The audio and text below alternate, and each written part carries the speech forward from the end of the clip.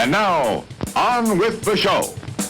Hey, thanks for joining me today. I wanted to run down a couple things. These are what I like to call the top 5 P's of teaching drum lessons. These are tools to help you be smart about starting to teach drum lessons, or maybe if you're already a teacher, you can kind of think about it and really hone in your craft and give people the best drum lessons possible. Number 1, and I'm looking down at a piece of paper, is patience. You need to be patient with people.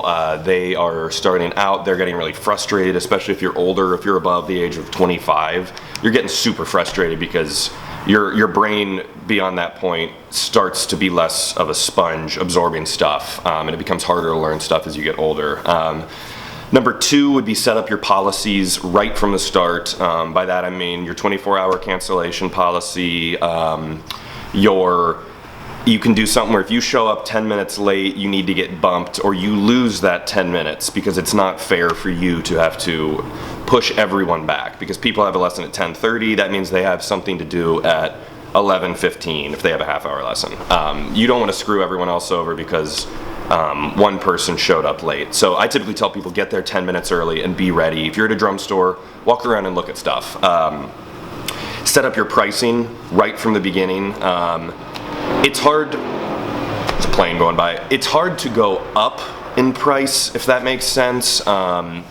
If you start at $20 an hour and you have a student for 5 years, which I had a kid for, one of my first people, I had him for 5 or 6 years, we were $20 an hour. Everyone else was $50 an hour, and the more and more you do it, that's a lot of money, that's a big difference. So you need to start low, but you can gradually start to increase your price for new students who come on. It's hard to raise on your current students because you don't want to risk leaving them. Sorry about all the noise here. Another important thing, I would say number 4, is to practice the right stuff. So obviously you should get people practicing, but make sure they are going home and not practicing something where they never land on 1 when they do a fill. They practice only using one hand if they're playing, or that they're leaning more on one hand.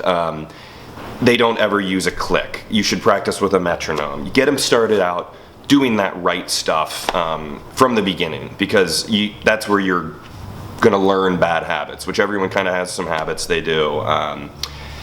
So I'd say number 5, which is more about you as a teacher, is you should prove yourself. You should play some solos for them. If you have videos, say, hey, here's my stuff. Because if you are teaching a 5 or 6-year-old drummer, they're gonna watch your videos because you're gonna be their hero. You are the drummer that they know, who they are really impressed with. So it even comes down to being positive and happy and always making the drums seem like the most fun and happy thing in the world, because everyone's had teachers where they're not nice and they yell at you if you didn't practice. And you don't want people to not practice, but I will never yell at a student and say, you didn't practice, I'm pissed. Because again, you're getting paid to be there. So those are my 5 P's of teaching. So with those, I think it can make you a better drum teacher. You can inspire more people to become drummers and then build our community, and it just helps everyone. So again, patience, policies, pricing, practicing the right stuff, and proving yourself to them to make sure they know that, hey, this guy knows what he's talking about. So get out there and start teaching.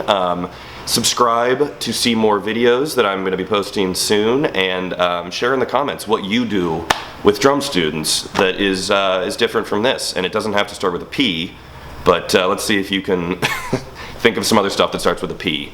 Thanks. See you guys.